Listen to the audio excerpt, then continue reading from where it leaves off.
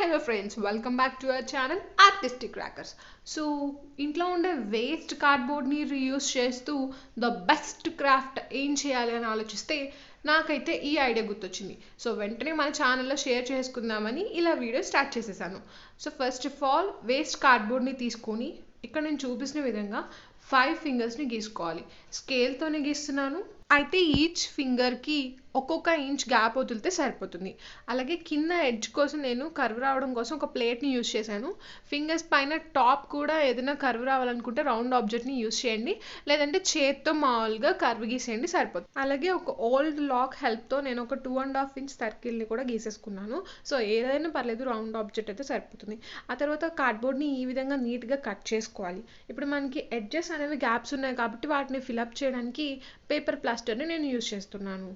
Home డెకరేషన్లో భాగంగా room makeover కోసం మనం ఎన్నో gift articles, wall hangings, show pieces తీసుకుంటాం. అవన్నీ కూడా రూమ్ యొక్క బ్యూటీని ఎన్హాన్స్ చేస్తాయి. అయితే కొన్ని క్రాఫ్ట్స్ మాత్రం పీస్ఫుల్ మైండ్ సెట్ కోసం యూస్ చేస్తూ ఉంటారు.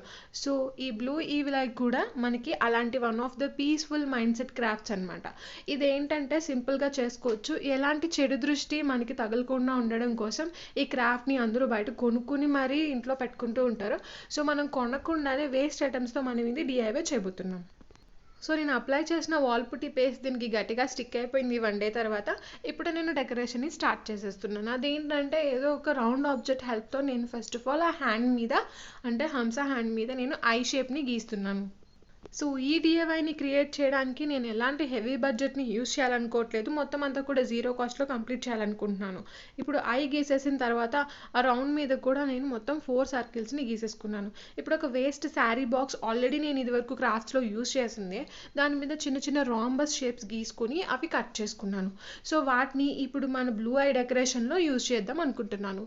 ఒక పెయింటింగ్ అంతా అయిపోయిన తర్వాత ఈ శారీ బాక్స్ పీస్ అచ్చం ఎంత బాగా డాజిల్ అవుతుందంటే అచ్చం ఒక మిర్రర్ పీస్ లా ఉంటుంది.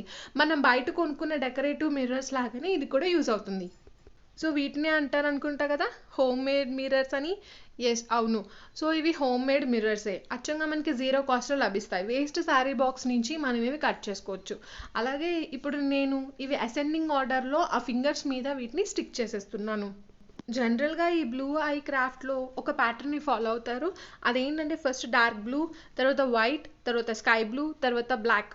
నేను చాలా సైట్స్లో, ఆన్లైన్ షాపింగ్లో మొత్తం అంతా కూడా చూసాను. అందరూ కూడా ఇదే ప్యాటర్న్ యూస్ చేస్తున్నారు. సో నేను దాన్ని మార్చకుండా సేమ్ ప్యాటర్న్ నేను కూడా యూస్ చేశాను. ఇప్పుడు వైట్ పెయింట్ తీసుకుని మన హ్యాండ్ని డెకరేట్ చేద్దాం అనుకున్నాను. సింపుల్గా డాట్స్ పెట్టేశాను ఆ మిర్రర్స్ మధ్య.